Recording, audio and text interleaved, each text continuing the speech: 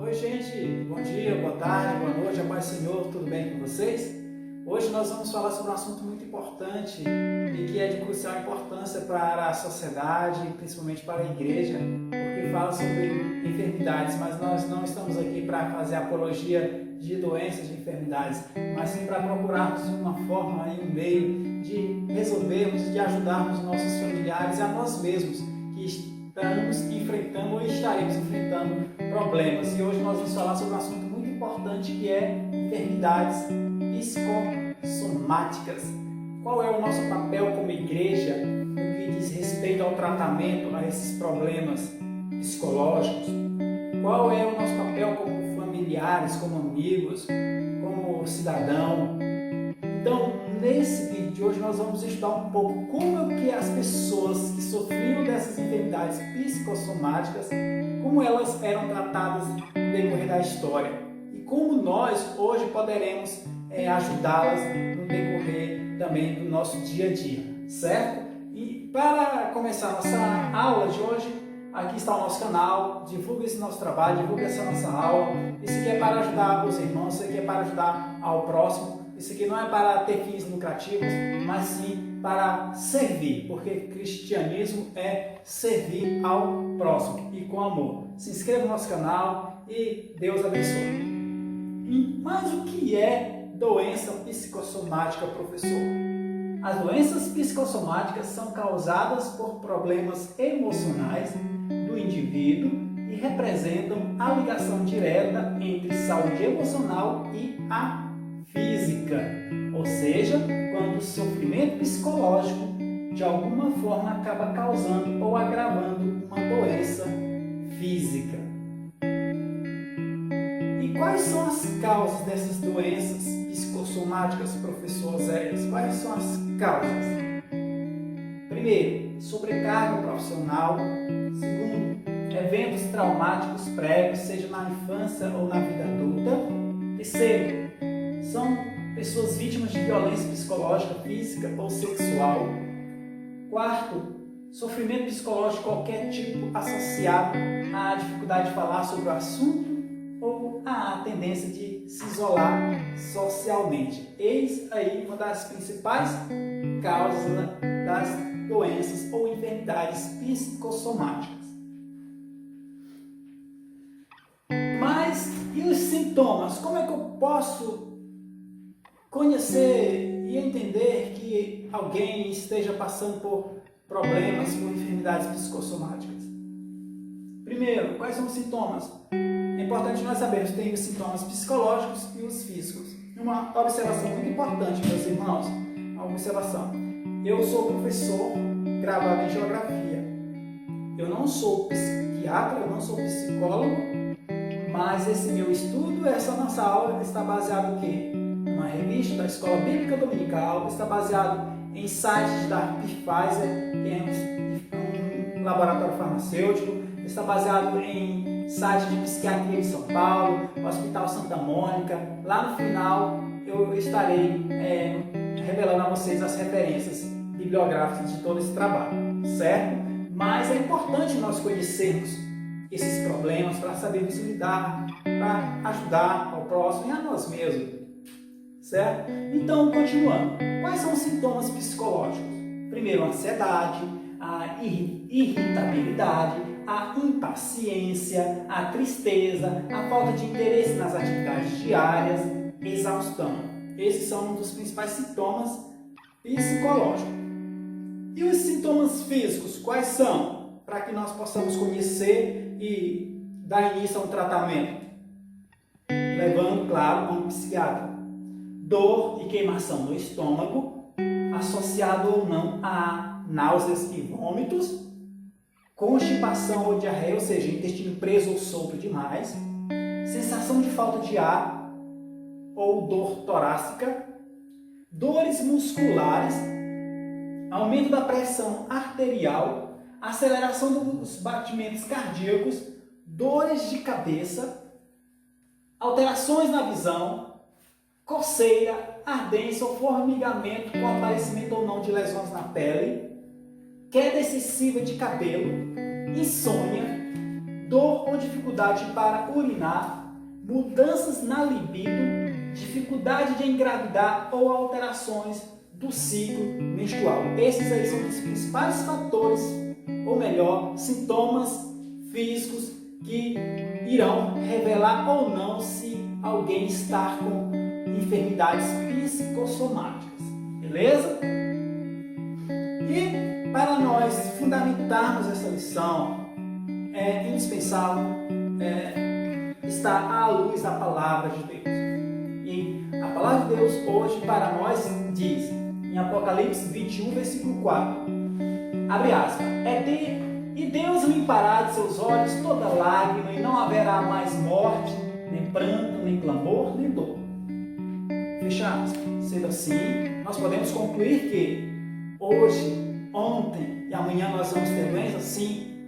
Nós somos seres humanos, nós temos expectativa de vida, ninguém é eterno, todos nós somos passíveis de erros e de doenças. A doença, infelizmente, faz parte da nossa vida e a morte também. Mas Deus fez nós para sermos eternos. Ou melhor, Deus fez para que nós venhamos ter uma plena comunhão com Ele eternamente, como verdadeiros adoradores. Mas Adão e Eva pecaram e o seu erro constituíram toda uma maldição para a humanidade. Por isso que nós sofremos doenças, temos enfermidades, temos a morte. Porque a Bíblia diz que o salário do pecado é a morte, mas o dom gratuito de Deus, da palavra de Deus, é a salvação. Então, vamos estar firmados em Jesus Cristo, porque hoje nós temos doença, mas amanhã, depois, na eternidade, nós não teremos mais dor, nem lágrima, nem choro, nem pranto, não teremos mais doenças físicas, psicológicas, nada, porque Deus vai tirar tudo. Você crê? Amém? Vamos prosseguir então. Então, é importante, antes de nós traçarmos toda uma história de como a sociedade tratava esses nossos entes queridos, de que forma eles tratavam, é importante a gente não cometer esses mesmos erros que eles cometiam. Que erros eram esses que eles cometiam? Desde o Neolítico até o século XX, por aí. Era o quê? A confusão, associando que algumas dessas doenças estavam relacionadas com o pecado. Essa pessoa tem problema psicológico, tem depressão porque está endemoniada, porque está em pecado. Isso é um erro, tá? Abre aspas. Todos pecaram, destituídos estão da glória de Deus. Romanos 3, 23. Isto prova que todos nós estamos sujeitos às doenças, sejam elas espiritual, biológica, psicológica, etc. Ok? Já falamos sobre isso. Então, vamos traçar um pouco a história de como é que a humanidade tem se relacionado, tem tratado os pacientes e as pessoas com esses sintomas aí. Como que o ser humano, a sociedade, a igreja lidava com isso, as religiões. Vamos começar. Então, já falei sobre que é um equívoco, relacionar as doenças mentais com as manifestações sobrenaturais. É um equívoco. Isso não era apenas os cristãos que faziam isso. Outras religiões também faziam isso e nós vamos conhecer a partir de agora. Por exemplo, isso remonta ao período neolítico, mesopotâmico, de 8.000 a.C. até 5.000 a.C. Então, desde esse período aí, já eles relacionavam esses problemas psicológicos, psicossomáticos, com questões sobrenaturais. Olha aqui essa observação que eu fiz, questão de elucidar aqui para nós. Descobertas antropológicas datadas de 5.000 a.C. mostram evidências de que humanos do período neolítico acreditavam que a abertura de um buraco no crânio, com vida, permitiria que o espírito maligno saísse dessa pessoa e essa pessoa se tornasse curada. Olha só, no período em que o homem estava se tornando sedentário, deixando de ser nômade, e passando a desenvolver a agricultura, eles já acreditavam que esses problemas de mente psicológicos estavam relacionados com questões sobrenaturais. Então veja só como isso já remonta há muito tempo. E os egípcios, como é que eles viam essa questão também? Os egípcios, 3.100 até 31 a.C. Os curandeiros do Nilo recomendavam que os pacientes se envolvessem em atividades recreativas, como a música, a dança ou a pintura, na tentativa de que se aliviassem seus sintomas. Aí está mais no rumo, né? Aí está mais condizente com os dias de hoje. E os gregos? A sociedade grega, né? Os egípcios foram uma grande sociedade, depois vieram os gregos, né? Que se tornaram uma grande potência na filosofia, nas artes, etc. E os gregos, como é que eles viam isso aí? De 500 a.C. a 146 a.C. A dificuldade mental seria vista como algo de origem divina, geralmente como resultado de uma deusa ou deus raivoso contra alguém que decepcionou esse deus, contra alguém que pecou contra essa deusa, contra essas divindades, contra isso, contra aquilo, ou deixou de fazer algo. Aí essa pessoa era punida com esses espíritos malignos e tudo mais. Então os gregos viam isso aí. E vamos estudar um pouco o período da Idade Média. Na Idade Média, como é que a igreja, como é que a sociedade, como é que a Europa valorizava ou desvalorizava essas pessoas? Vejamos bem, século V ao XV, depois de Cristo.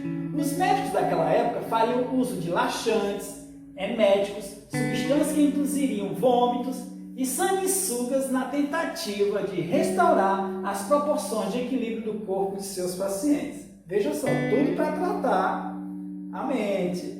Receitas que consistiam em aloés e eléboro negro, por exemplo, teriam a capacidade de curar um indivíduo em depressão. Acredita? O tabaco importado das Américas era usado para fazer com que os pacientes vomitassem os excessos do corpo. Isso na Idade Média, isso na Europa. O que mais na Idade Média eles faziam para procurar tratar isso aí e resolver esse problema? Outros tratamentos fizeram com que os médicos extraíssem sangue da testa ou das veias das pessoas na tentativa de drenar também os males interiores para longe do cérebro. Somente no final do século XVI, em Bagdá, é que o primeiro hospital psiquiátrico seria fundado.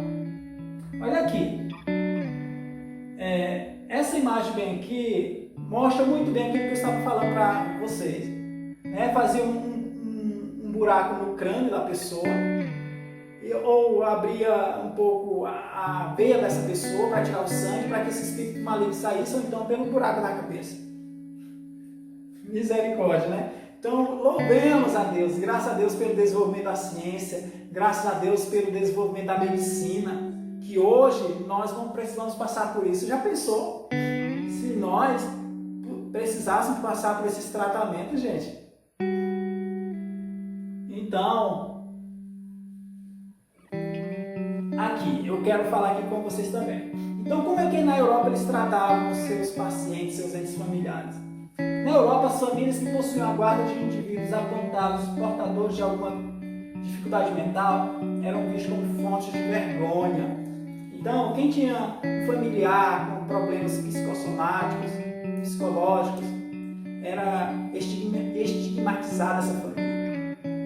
Então, até se eu tivesse uma filha e na minha família tivesse alguém com problema psicológico, outra família dificilmente iria querer casar com a minha família. Então, eu sofri um grande estigma. E essas pessoas, elas eram deixadas presas nos porões das casas, eram cuidadas apenas pelos empregados. Essas pessoas, elas eram tratadas de forma desumana. Então, até a prisão perpétua era caso para tratar essas pessoas. Então, eram deixadas elas como mendigos nas ruas, eram abandonadas, certo? Então, era complicado a vivência dessas pessoas nessa época aí, na Europa, certo? Graças a Deus mudou, né? Já falamos sobre essa foto. E também do século XVI ao XVIII, agora após a Idade Média. Como é que foram sendo tratadas essas pessoas? Casas de trabalho, que nada mais seriam de paróquias vinculadas à igreja, oferecendo alojamento, cuidados e manutenção básica aos mais pobres e mentalmente enfermos em troca de trabalho. Então, levavam-se essas pessoas para essas casas da igreja, nessas paróquias, elas trabalhavam lá, consequentemente, elas seriam cuidadas, mas na verdade não havia tanto cuidado. Sabe-se que os asilos, mesmo o primeiro fundado em Valência em 1406, não oferecia nenhum tratamento ou conforto aos necessitados, forçando seus entes, seus então pacientes a viverem em condições desumanas, submetendo-os aos abusos cruéis. Também, nesse período aí pós-Idade Média, acreditava-se que a perturbação mental ainda era uma escolha. Por isso, os funcionários usavam restrições físicas, camisa de força, até mesmo ameaças para tentar curar os indivíduos. Ah, você está assim é porque você quer. Você escolheu ser assim. Mude. Então, usava força física, tudo isso aí que vocês possam imaginar. Um exemplo disso foi o caso do médico holandês, que chegou a desenvolver uma cadeira giratória que deveria realmente sacudir a anatomia e o sangue do corpo para tentar restaurar o seu equilíbrio. E essa técnica nunca conseguiu ter resultado. Não foi provado nunca que ela deu resultado. Olha só como que era. Colocava uma pessoa e essa cadeira girava.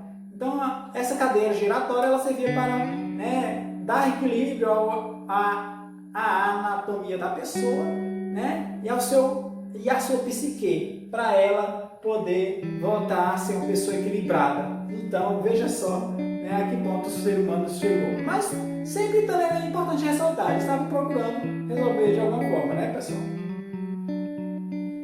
E em meados do século XIX, já no período do iluminismo, já o desenvolvimento industrial, o desenvolvimento científico, também a ciência, a psicologia foi também se desenvolvendo. O movimento de reforma começaria mesmo em Paris, no ano de 1792, sob os estudos do Dr. Philippe Pinel, desenvolvedor da tese de que as pessoas psicologicamente enfermas precisariam de cuidados gentis. Que bom! Ele ordenaria que as instalações sob seus comandos fossem limpas, que os pacientes fossem desencadeados e colocados em quartos com luz solar, autorizados a se exercitarem livremente dentro do hospital e que sua qualidade de cuidado fosse melhorada.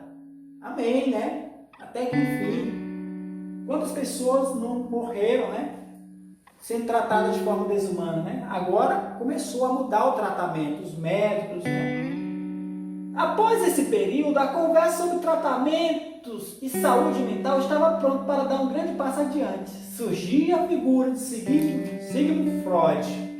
Como vocês podem ver, esse camarada aí foi muito importante para a psicologia, para o estudo da mente. Quem nunca ouviu falar nesse nome, Mesmo com as críticas históricas aos seus métodos, ainda podemos ver a influência da teoria freudiana na psicologia, na psicanálise contemporânea e muitos tratamentos ainda hoje desenvolvidos, Graças a Deus. E no século XX e XXI, dentre as abordagens e métodos surgidos no século XX e XXI, observa a ascensão e queda de alguns deles não é tarefa difícil, sendo pouco efetivos e bastante invasivos, como a terapia eletroconvulsiva, a psicocirurgia e alguns tipos de psicofármacos. Então, do século XX ao século XXI, procurar desenvolver métodos e tratamentos, tudo para resolver esse problema, essas doenças, essas enfermidades mentais, como a terapia eletroconvulsiva, a psicocirurgia, alguns tipos de psicofármacos. O que é isso? São remédios, medicamentos, para tratar a psique. Esse panorama muda no fim da década de 90, quando seria introduzido pela primeira vez nos tratamentos psicofarmacológicos o componente fármaco conhecido como lítio. O lítio é essa substância química muito importante aí para o desenvolvimento desses novos remédios para tratar essas pessoas. Como? Que remédios são esses? A base do lítio, a clorpromazina, a sertralina, o diazepam, fluoxetina, ganhariam espaço, a partir do século XX e XXI, aí para o tratamento dessas pessoas. Agora eu quero falar de uma forma mais profunda com vocês sobre uma doença psicossomática muito grave, que ela está na ponta desse iceberg, que é a esquizofrenia. Né? E por que nós temos que estudá-la? Por que nós temos que conhecer sobre isso aí? Para a gente lidar com pessoas em casa, no trabalho, na igreja, nas escolas, na faculdade, nos postos de saúde, nos hospitais, tantos lugares, no comércio. Então, conhecer as pessoas, conhecer o ser humano é importante para a gente saber lidar com essas pessoas, e a história nos ensina o quanto a humanidade tem pecado em saber lidar com o próximo. E nós, como cristãos, temos que sabermos lidar com o próximo, porque Jesus ensinou o quê? Verdadeiramente sereis meus discípulos se amardes uns aos outros. Se verdadeiramente vos amardes uns aos outros, sereis meus discípulos. Então, o amor é um reflexo, um exemplo, um retrato do caráter de um cristão. A esquizofrenia é o quê, professor? Além de ser uma doença psicossomática, é o quê? É uma doença cerebral crônica que afeta 1% da população mundial e se manifesta entre os 15 e 35 anos de idade. Segundo a Organização Mundial de Saúde, a esquizofrenia é um transtorno mental grave que atinge 21 milhões de pessoas no mundo. No Brasil são 2 bilhões. Segundo informações da Associação Brasileira de Psiquiatria, a doença tem predominância no sexo masculino. Essa imagem aqui mostra um pouco a pessoa com a mente vultuosa, né? Delirando. Porque o significado da palavra esquizofrenia vem do grego, quer dizer o quê? Mente dividida. Antigamente, esse nome dessa doença, de quem tinha esses problemas, era o quê? Demente, né? A pessoa tem demência e tudo mais. Mas aí os estudiosos, os psicólogos, os psiquiatras resolveram conhecer um termo muito correto para esse tipo de característica, né? Que é a esquizofrenia, quer dizer o quê? Mente dividida. Olha só esse gráfico aqui como é interessante. As idades afetadas pela esquizofrenia. 0 a 2 anos, nunca uma criança de 0 a 2 anos vai ter esquizofrenia. Mais de 4 a 5 anos, raramente, mas tem. 6 a 13 também tem, mas é raro. Mas vocês podem observar que o gráfico está aumentando. De 14 a 18, observe que à medida que vai chegando na fase adolescente para a fase jovem, até a vida adulta, aumenta o gráfico. Olha só, de 14 a 18 comum, 19 a 40 comum, 41 a 60 comum, 60 a mais ou comum.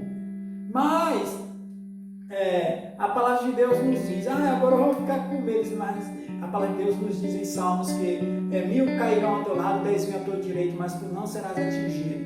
Né? Então vamos confiar em Cristo, né? Vamos entregar a vida dessas pessoas em Cristo, vamos fazer a nossa parte, porque é o sangue de Jesus que nos purifica e nos protege. Né? Vamos usar o capacete da salvação, a espada da palavra, né? A couraça da justiça, o cinto da verdade, a sandália do evangelho, porque é esse soldado que vence o mundo. Amém?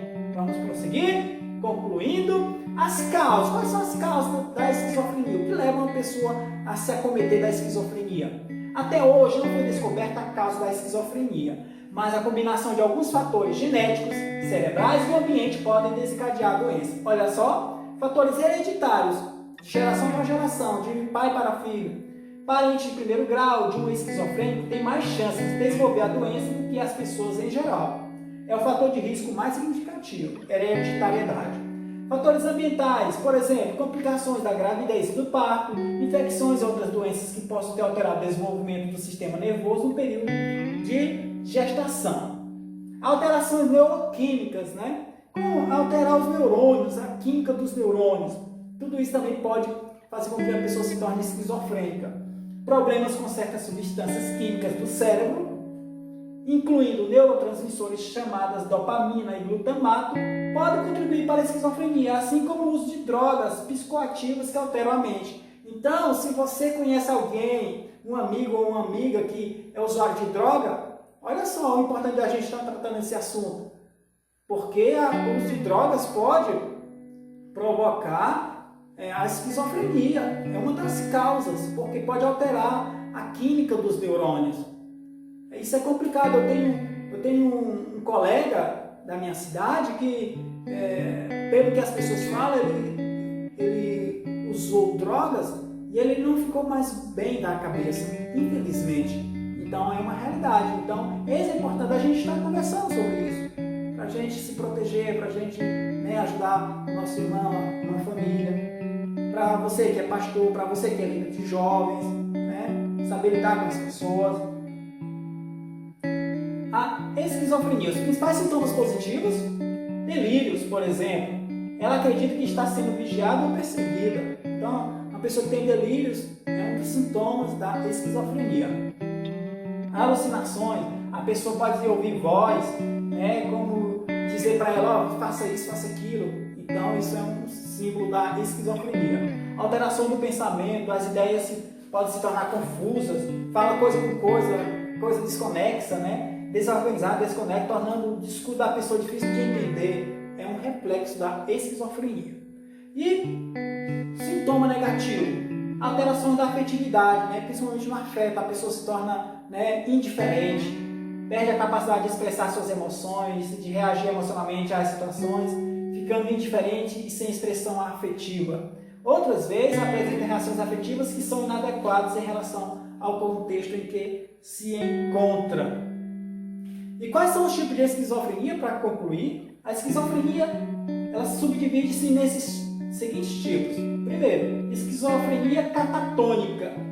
O que é essa catatônica? É uma mudança de postura e manias bizarras mantidas pelo indivíduo. Uma pessoa tem uma mania bizarra, é catatônica. É esquizofrenia desorganizada, discurso e pensamento não fazem sentido.